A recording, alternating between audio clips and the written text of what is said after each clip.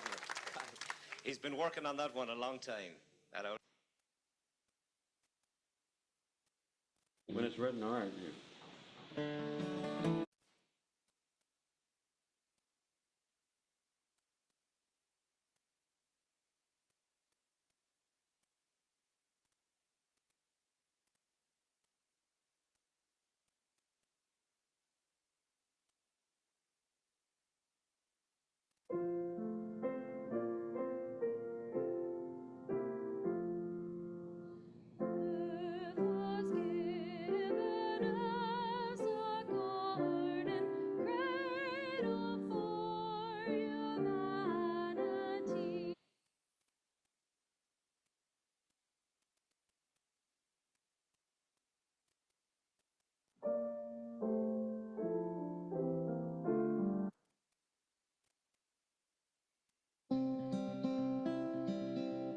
Hi, are you ready for a story? Because we are going to read Bright Star by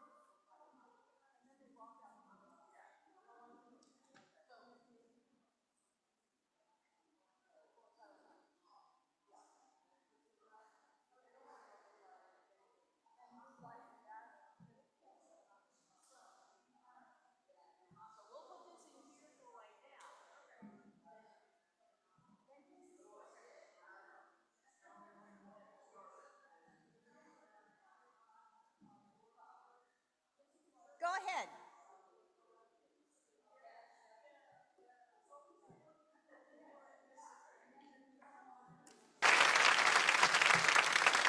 Cobbler. He's been working on that one a long time, that old shoe. Since 1954, I've been seeing him working on it, and he hasn't gotten it fixed yet. Listen, would you sing a chorus of a song with us? It's about the garden. Any gardeners here? A friend of ours wrote this about, it's amazing what people can make songs about, isn't it? About putting in a few drills of spuds and onions and carrots and turnips. And it turned out to be a lovely song. And we have a garden here, a bit of a jungle behind us, actually. Even it's got animals in it. Chorus says, inch by inch, row by row, going to make this garden grow. All it takes is a rake and a hoe and a piece of fertile ground. And inch by inch, row by row, someone bless these seeds I sow. Someone warm them from below till the rain comes tumbling down. The garden song.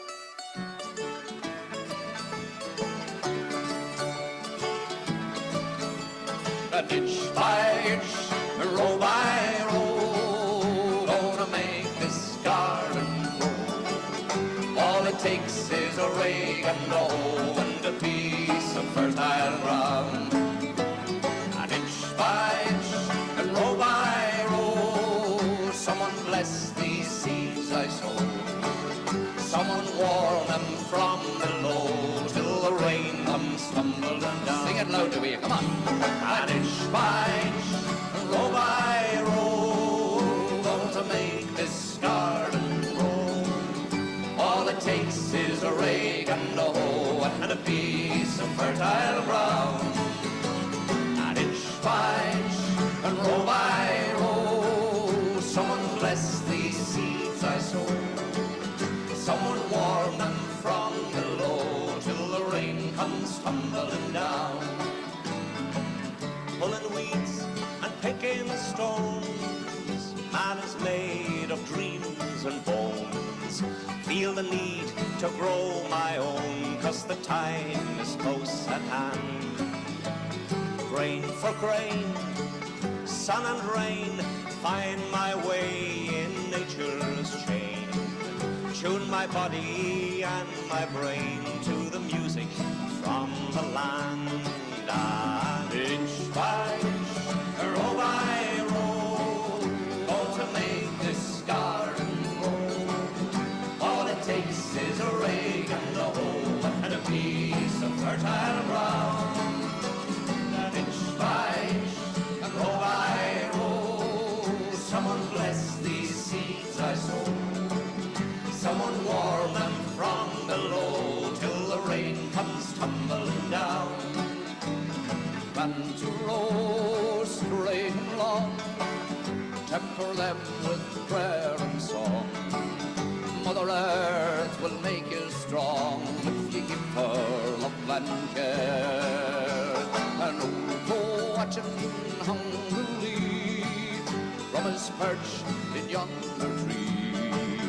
In my garden, I'm as free as that feathered thief up there. And inch by inch, and row by row, gonna make this garden grow.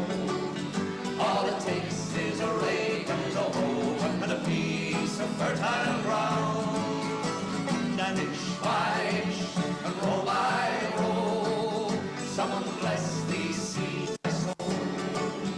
someone warm them from below, till the rain comes tumbling down. Give it what for? And inch by inch, and row by row, gonna make this garden grow. All it takes is a rake and a hoe, and a piece of fertile ground. And inch by inch, and row by row, someone bless these seeds I sow. Someone warm them from below, till the rain comes tumbling down. Till the rain comes tumbling down.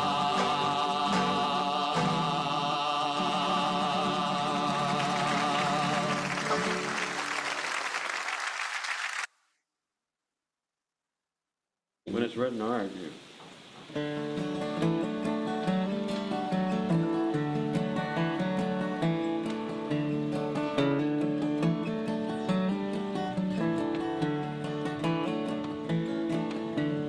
Inch by inch, row by row, gonna make this garden grow. All it takes is a rake and a hoe and a piece of fertile ground. Inch by inch, row by row, someone bless these seeds I sow. Someone warm them from below, till the rains come tumbling down.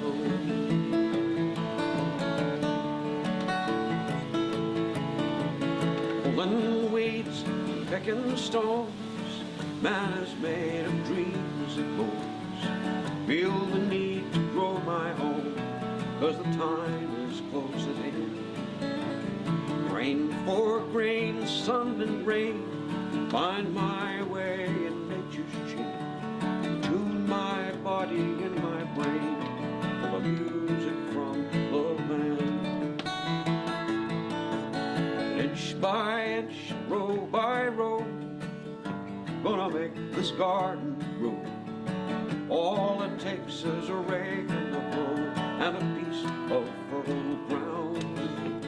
Inch by inch, row by row, someone bless these seeds I sow. Someone warm them from below, till the rains come tumbling down.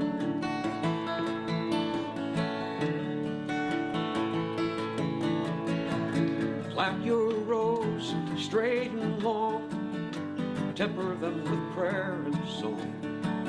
Mother Earth will make you strong if you give her love and care. Old crow watching hungrily from his perch in yonder tree, and in my garden I'm as free as that feathered leaf up there.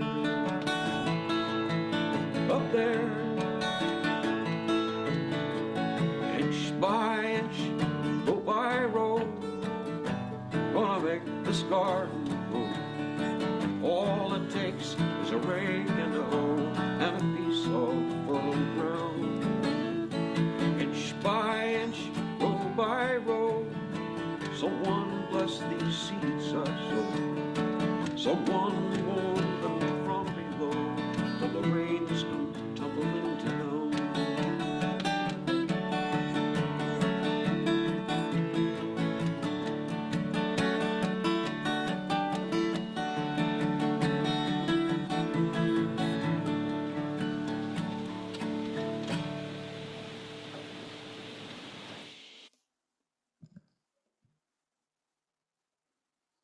Thank you. Thank you. Thank you. Thank you, Glenn, for sharing that. This is a very special service, special to my heart. And I also want to welcome to our pulpit to join with me this morning, Laura Nobel, a very dear UUSB friend who is sharing her thoughts and reflections also this morning with me. Welcome to the Unitarian Universalist Society of Bangor this warm and muggy Sunday morning, last Sunday in July. Welcome to everybody who's with us on Zoom. Hey, thank you for coming.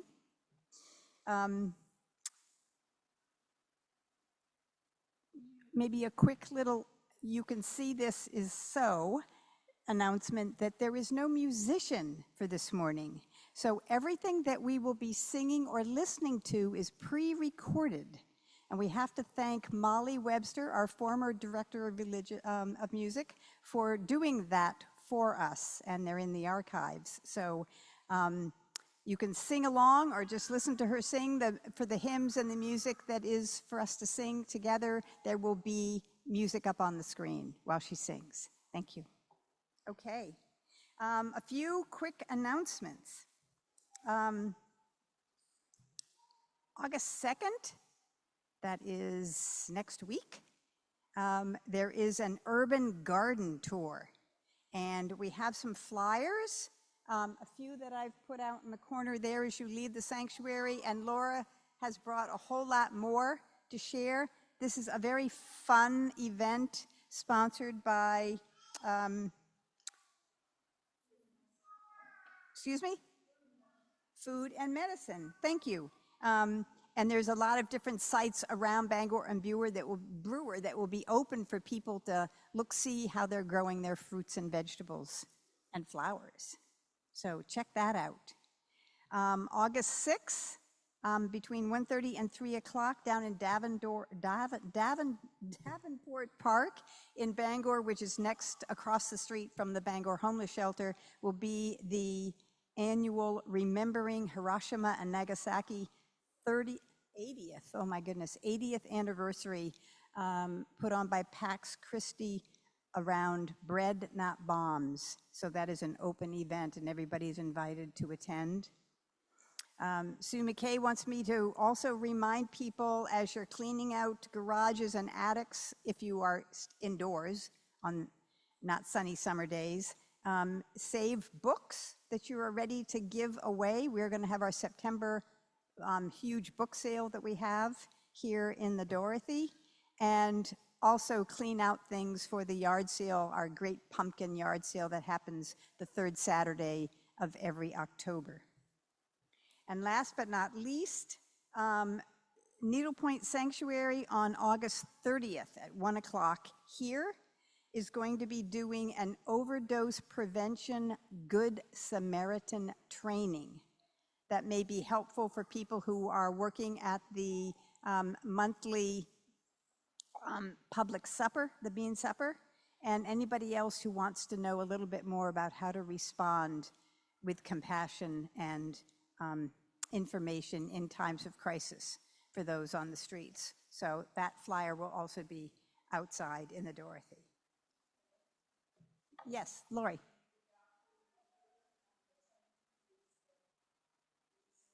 I haven't gotten there yet. Oh, sorry, but thank you. Thank you, I have it on my notes. So as you may see in your order of service, no church next week, August 2nd. Our worship team is taking some time off, and the grand first annual, hopefully, picnic at Peaks Kenny is going to be the following Sunday, August 10th.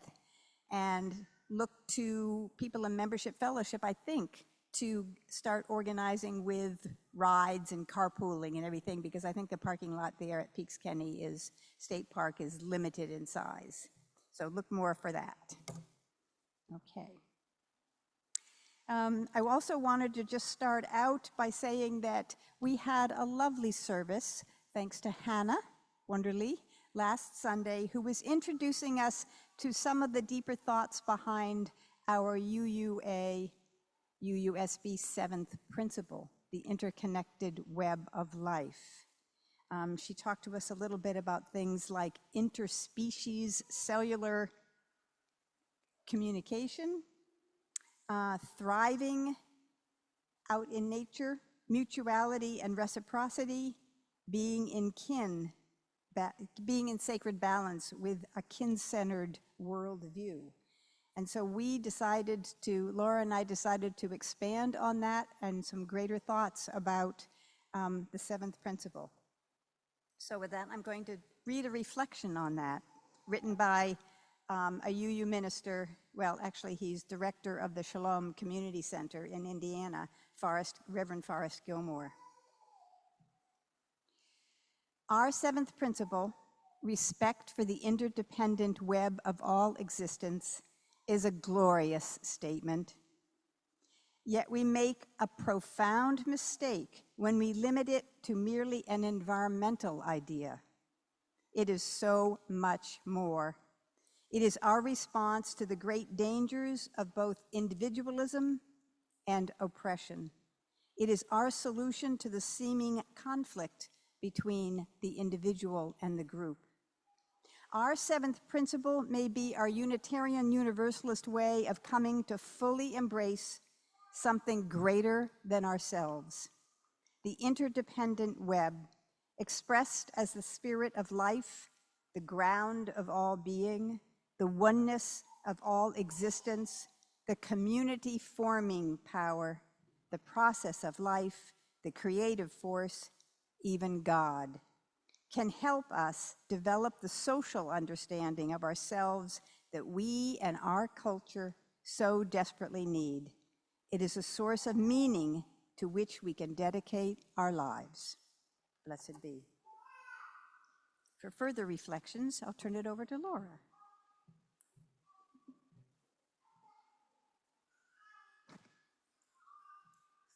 For the Beauty of the Earth by Barbara Peskin. For the beauty of the earth, the spinning blue-green ball, yes, Gaia, mother of everything, we walk gently across your back and to come together again in this place to remember how we can live, to remember who we are, to create how we will be. Gaia, our home, the lap in which we live, welcome us.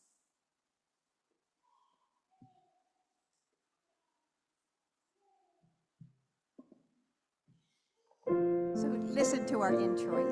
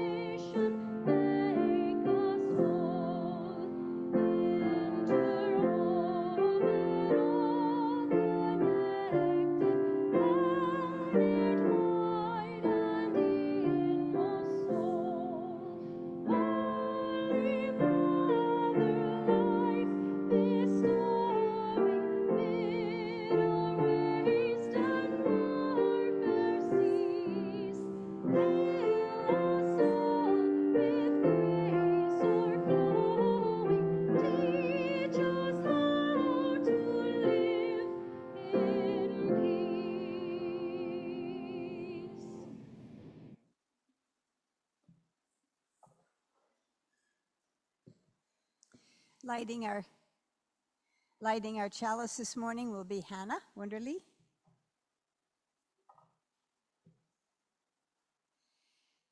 A chalice lighting from the Unitarian Universalist Ministry for the Earth. We light this chalice as a practice of reverence. Reverence for Earth and the many blessings she bestows upon us. Reverence for the variety of life that surrounds us. Reverence for the elements that make all things. Reverence for all of our earthly siblings, members of our interconnected web. May we be swept away by awe as we ponder the vastness of existence, and may that awe remind us of the part we play as caretakers of Earth and voices for justice. Amen and blessed be. Now you can stand again if you're willing and able to sing our opening hymn, number 14, The Sun at High Noon. And again, Molly will sing the lyrics for us.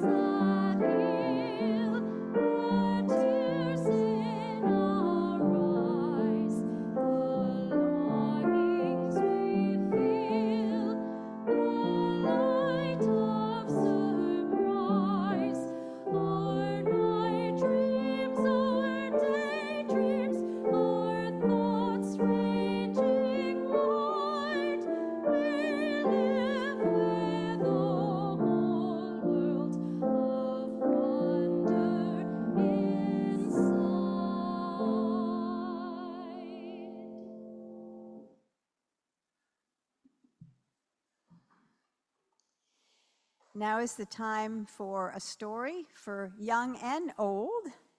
We only have one little one here this morning.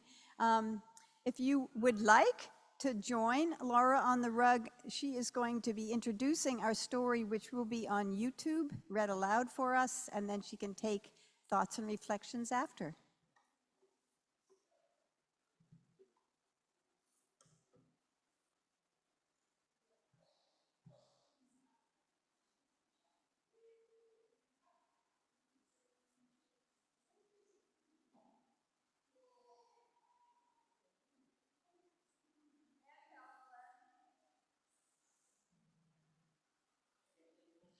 Checking. Yes, we are. Yes. Yeah. Hi, welcome everybody. So today is a journey considering our interdependence and interconnectedness, both between people, the land, and the many beings.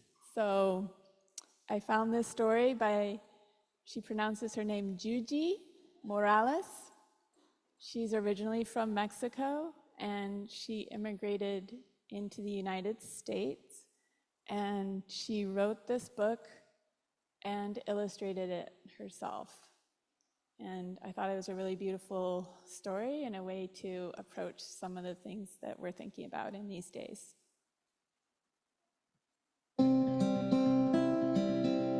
Hi, are you ready for a story? Because we are going to read Bright Star by su servidora, Juji Morales. Child, you are awake. Breathe in. Then breathe out. Hermosa criatura. You are alive. You are a bright star inside our hearts. Mira, some things you can see, others you must find. So you search. You are ready, cosita pequeña. Let's go. Vámonos. Oh no. What is that? Look and listen. Be alert. Te amo, corazoncito tembloroso. Breathe in. Despacito. Then gently breathe out. Lie low. We want you safe. No matter where you are a bright star inside our hearts. And if you feel afraid and you begin to hurt inside, let it out. Shout it loud. Let the world know what you feel. No. The earth murmurs your story. We are here to protect you. You are not alone. Listen.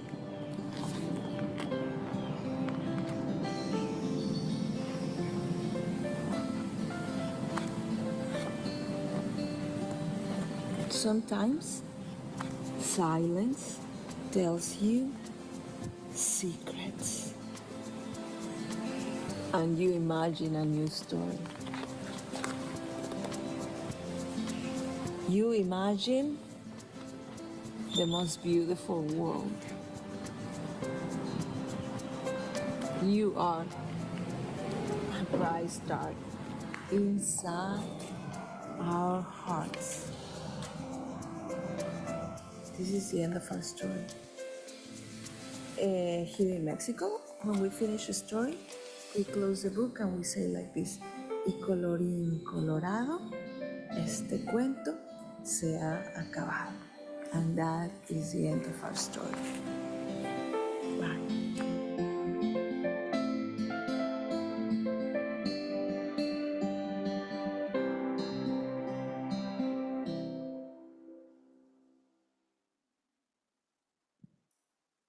Just in case anybody had any questions or thoughts.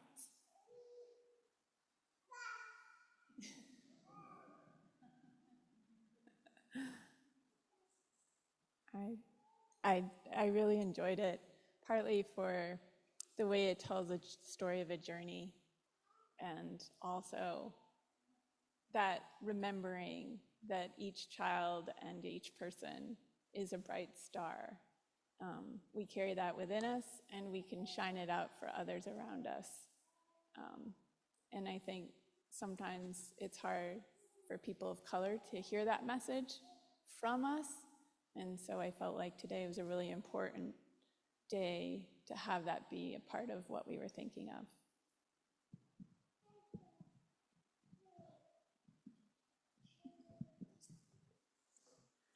Thank you, Laura.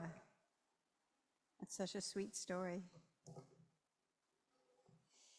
Now is the time in our service where we open up our hearts as we are moved and willing to do so, to share our own stories, our thoughts of joy or of sorrow and concern. Please come forward as we do to light a candle, and can I just encourage you to light one candle even if you have multiple joys and sorrows, and also to make it brief. Thank you. And for those of you attending with us this morning by Zoom, if you have a joy or sorrow to share, I will share it aloud if you write it into the chat.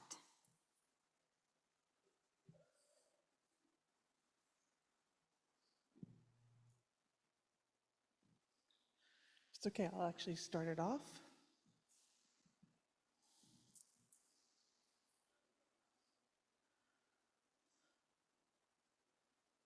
This one is a candle of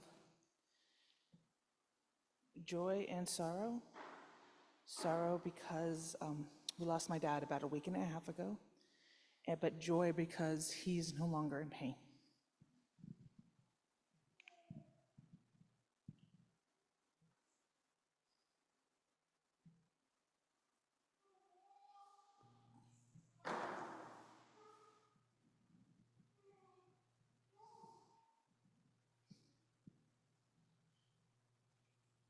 My name is Rosemary, and I'm lighting this candle for Catherine Foxon, who I was speaking with during the week. She had surgery on her wrist on Tuesday. She's recovering. She won't be able to drive for 2 months, so if you live near her, you might be really super if you could bring her into church on Sunday. She has home health care at this point 3 times a week. So, and of course her daughter is helping a lot. So thoughts and prayers for Catherine. Please remember also when you're using the mic to speak up loud and clear.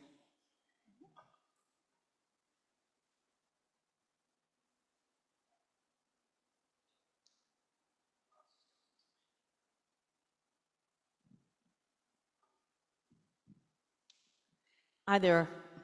Yo. I'm Sue. This is Patty. I'm Patty. And last week, we celebrated not 1, but 2 anniversaries. The first one was for our service of union that was held here in the First Universalist Church in 1994. The second one was for our official marriage in the Unitarian Universalist Society of Bangor Sanctuary. Many of you were here, yeah, I hope you enjoyed last week. We certainly did. That was 2013. Thank you. Thank you for the test. 94 and 2013.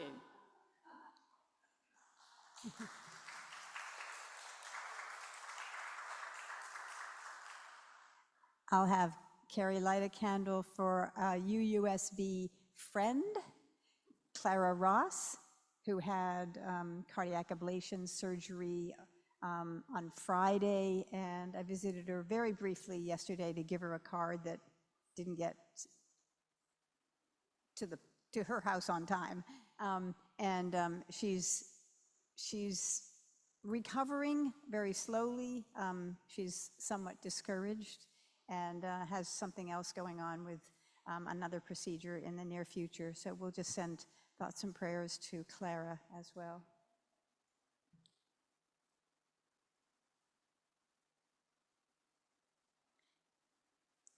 And as there is no other thoughts or concerns shared with us on chat, I will say, Carrie, would you light a final candle for all those here in our community who may not be willing to share at this time those things that they keep close to their heart, and for all those in other communities that do not have an opportunity like this to share and get support. Blessed be.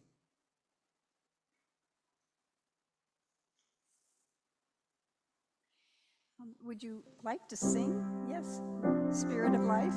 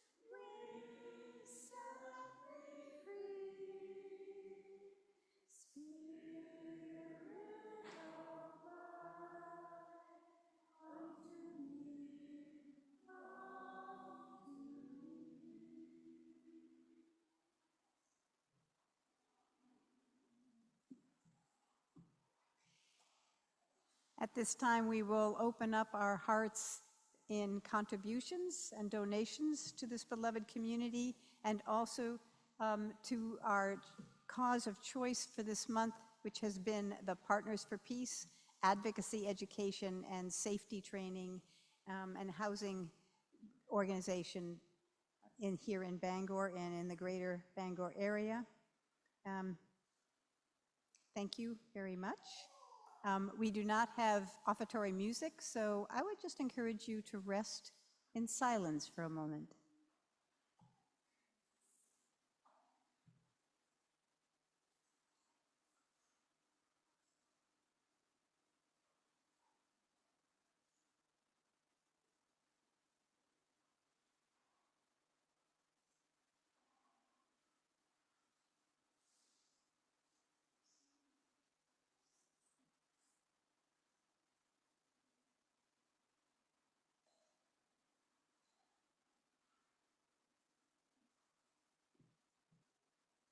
From you I receive, to you I give, together we share, and from this we live.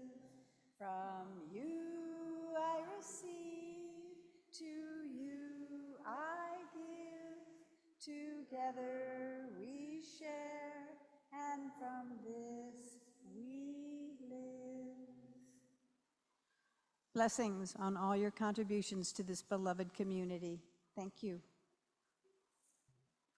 Now I'd like to introduce Laura for several readings.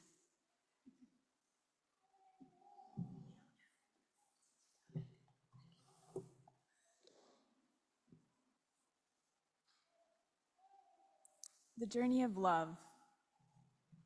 Where in our hearts is that burning of desire? It is true that we are made of dust, and the world is also made of dust, but the dust has motes rising. Whence comes that drive in us?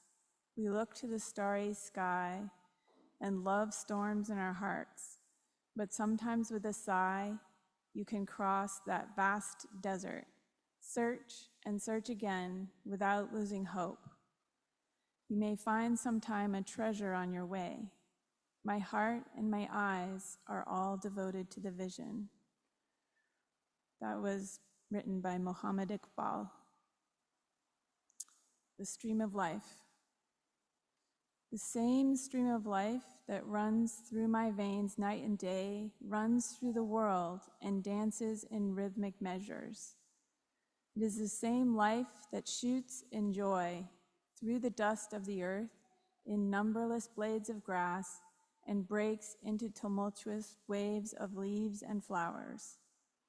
It is the same life that is rocked in the ocean cradle of birth and death, in ebb and in flow. I feel my limbs are made glorious by the touch of this world of life, and my pride is from the life throb of ages dancing in my blood this moment. By Rabindranath Tagore.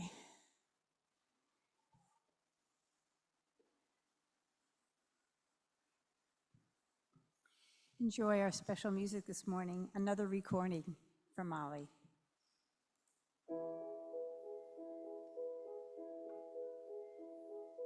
For the beauty of the earth, for the glory of the skies, for the love which from our birth over and around us lies, love of all to thee we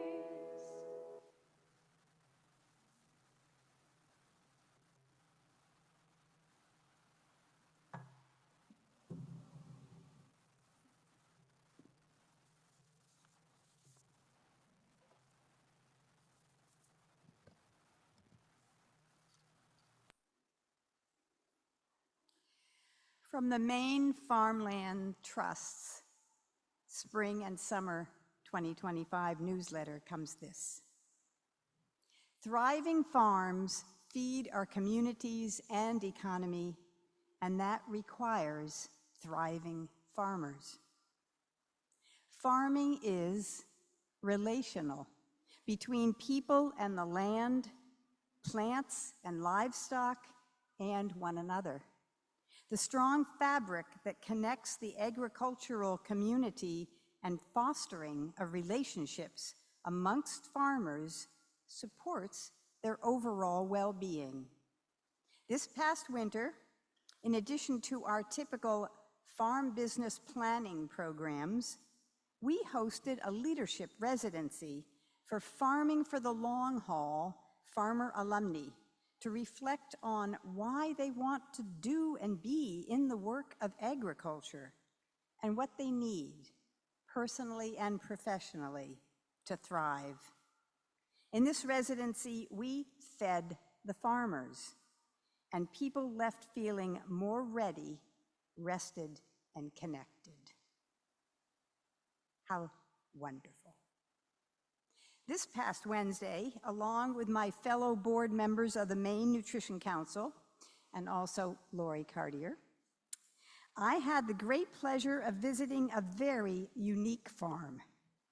A group of refugee farmers was indeed creating the successful experience of a fruitful working of the land to feed their people, and are vibrantly supporting a very special, welcoming community of experienced and new farmers.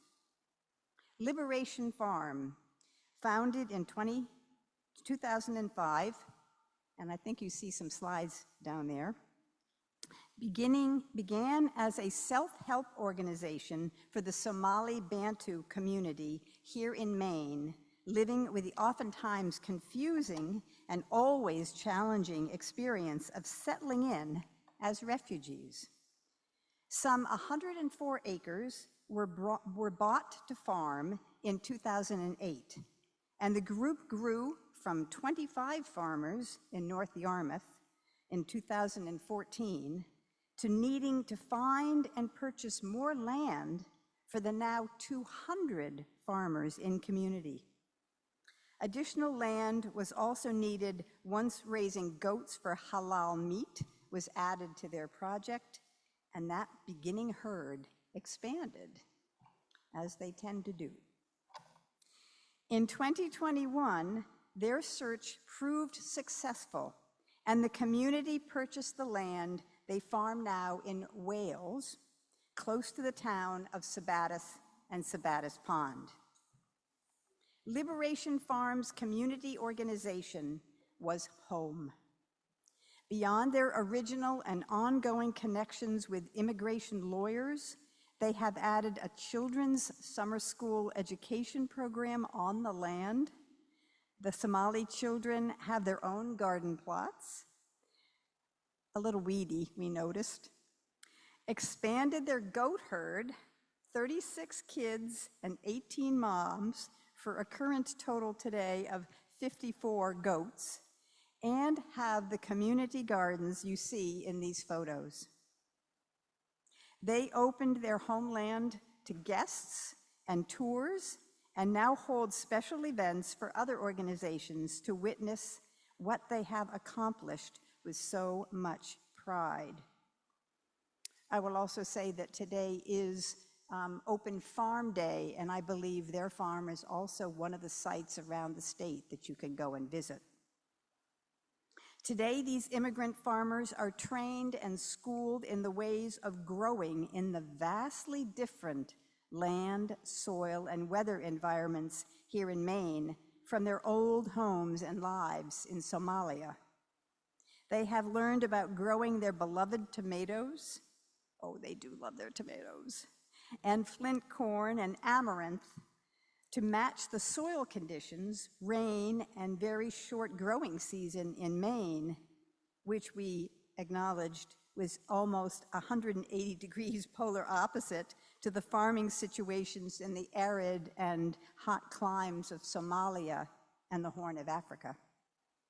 They have learned to use greenhouses and irrigation technology to build produce washing, sorting, and packing areas for commercial vegetable sales, and to even set up their own outdoors slaughterhouse. Have to say, I was a little hard seeing that. Newly added are chicken houses to add to their ventures and meat production needs. Food assistance and food security projects and more fundraising efforts are ongoing and will become indeed and unfortunately more critical as funds from the current administration and federal government are cut. Their future is theirs now to create anew. They are all deeply grateful for all the support they receive. The story of this community and Liberation Farm is indeed a story of resiliency, attunement to the land, of reciprocity and mutuality, of the bonds and relationships they grow with each other, with mutual work, with the plants and the soil, their animals and their children, and their Muslim faith in the blessings of God to be thankful for and to share. Their love and enthusiasm for this place and this adventure is certainly contagious. They welcome visitors and thrive sharing what they have learned. They are living the visions of an interconnected web with hope and love. Blessed be.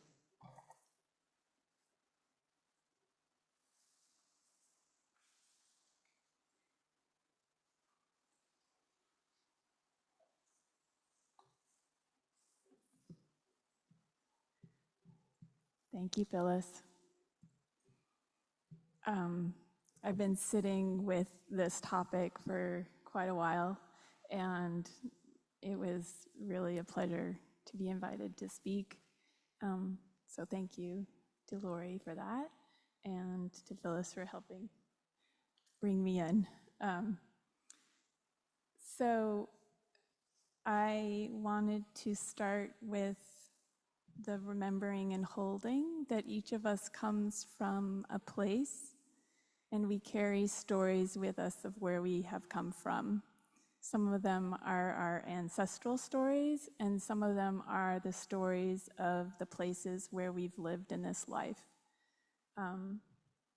So in the short, brief time that we have, I will try to touch on a couple of those things. So my name is Laura B. Nobel. Laura is the middle name held by my grandmother on my mom's side. Her ancestry comes from England, Scotland, some Welsh. Noble is the last name I've held since birth, and it comes from my dad's side. It used to be spelled with a K in front of it and means garlic as a version of Polish and Yiddish. The K was dropped as part of the process of integration that happened when my family immigrated here and settled in the United States. And the B, as the first initial of my middle name, not only makes my name a full sentence to say, but it also gives me a pretty big purpose to live up to in life. Coincidentally, in a different way, B's are a part of whom I wish to speak about today. I'm acknowledging you, recognizing that this land that we are here standing on and living on is called the Wabanaki land, where the people of the first light, otherwise known as the Dawn Land, have lived here for long time immemorial.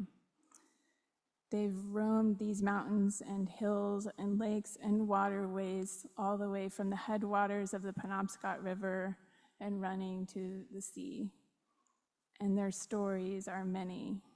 They continue to sing them alive, creating new stories to run with the old, with each child born and each memory keeper holding their truths in being and knowing. I, as one who came to this land not too long ago in the short breath of 2009, recognize for myself, I came and settled here, and my ancestors came from elsewhere. So I give gratitude and thanks for all those who have been willing to teach me along the way as I've come to learn more about the land that I live.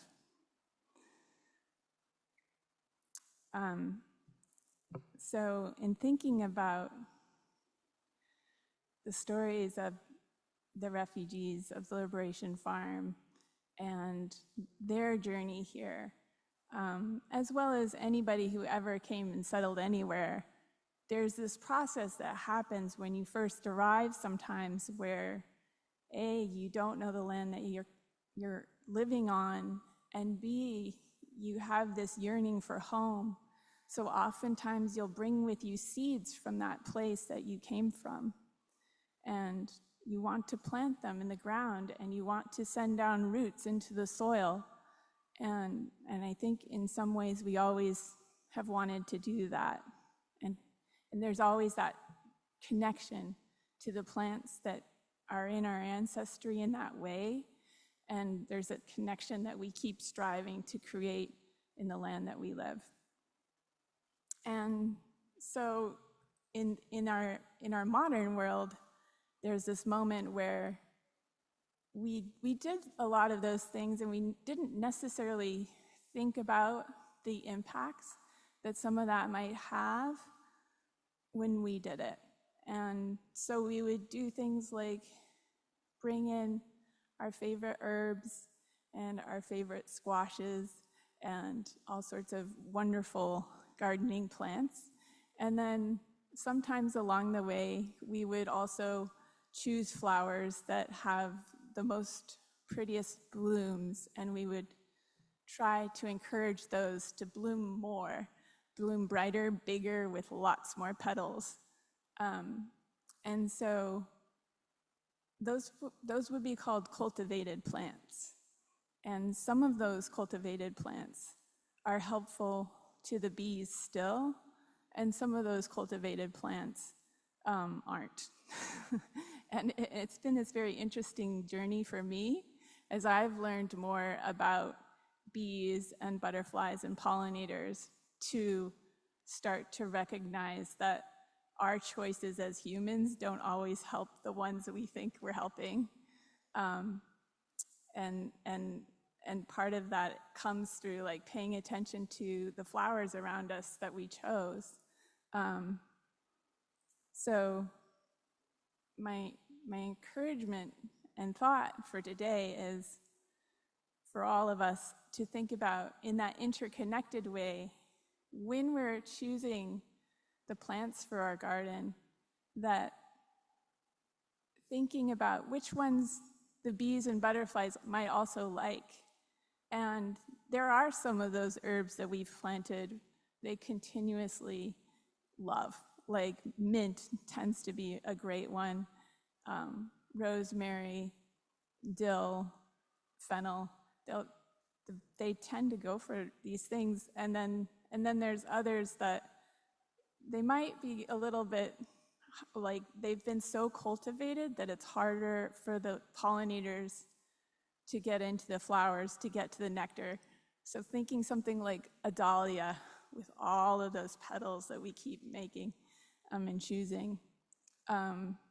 It's sometimes hard when you choose those cultivated varieties that aren't native to an area.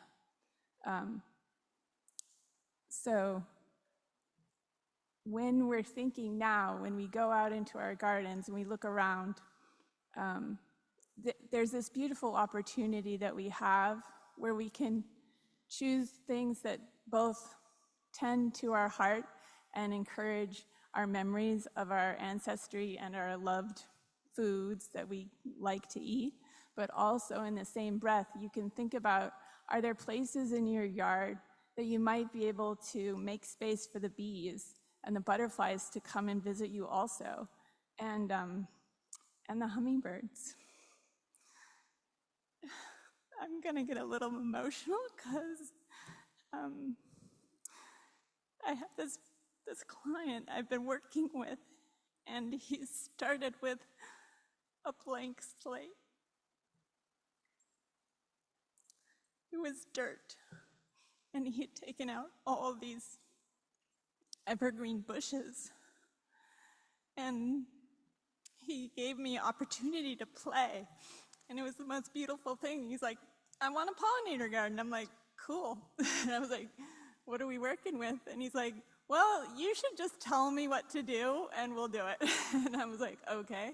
And so we went to these native plant sales together and we looked at whether it's sunny in the front or shady in the back. And we came up with a plan, and we got some plants, we put them in the ground, and he's been sending me pictures of like monarch butterflies and hummingbirds that he never would have seen if he hadn't brought those plants there. And to me, that's the most touching thing, because if you think about the monarch butterfly, just that one butterfly, it's a species that travels like thousands of miles from here to Mexico and back, and not even in one generation. It takes like 4 generations for them to get to Mexico, and then they're there for a little minute, and then they come back. They always come back to these places. But how do they travel? They need a place to lay their eggs when they arrive.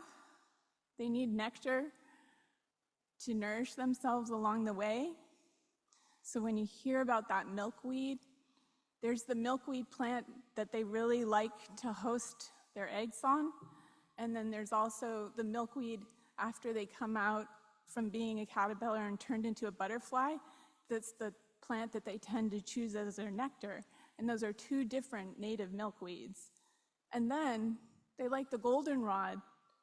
That's the one that flowers later in the fall and helps them get all the way down to Mexico because it keeps flowering all the way down. So that's just one example, but there's a lot more. And I put a lot of information out on a table in case you're interested in looking at it. And I also just wanted to say there are opportunities if you're interested in the city of Bangor where people are thinking about pollinator gardens. There's the Bees and Trees Committee of Bangor Beautiful. There's Bangor School Garden Network, where they're trying to plant pollinator gardens all around. There's the Urban Garden Tour, which is showcasing different people's yards where they've planted pollinator gardens.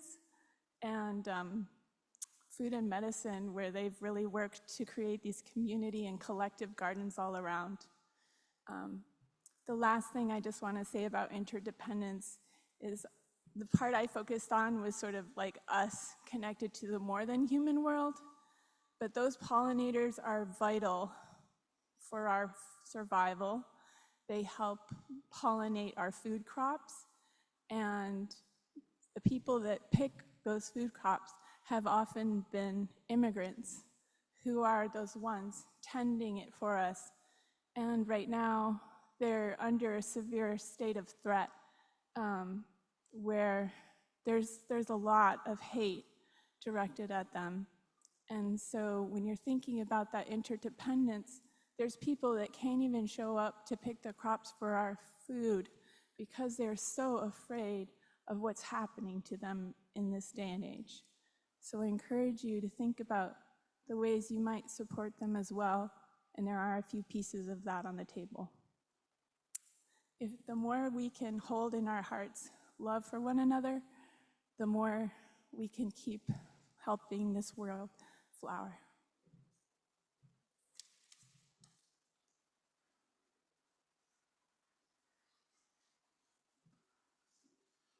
Thank you, Laura.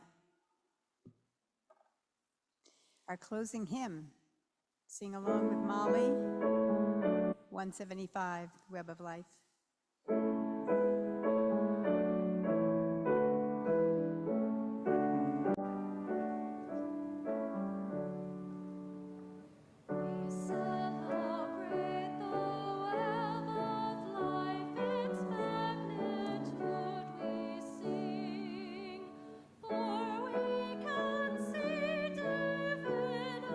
In every living thing.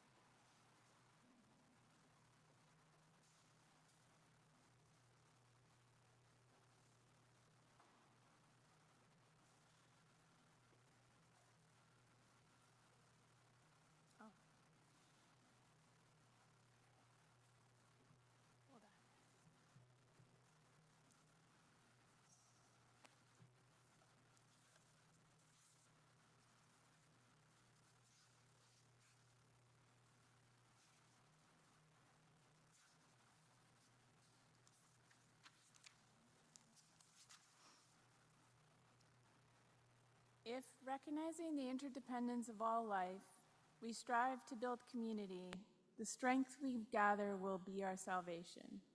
If you are black and I am white, it will not matter. If you are female and I am male, it will not matter. If you are older and I am younger, it will not matter. If you are progressive and I am conservative, it will not matter.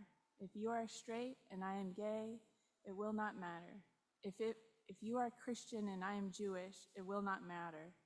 If we join spirits as brothers and sisters, the pain of our aloneness will be lessened, and that does matter.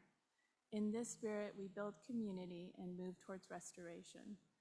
By Marjorie Bowens Wheatley.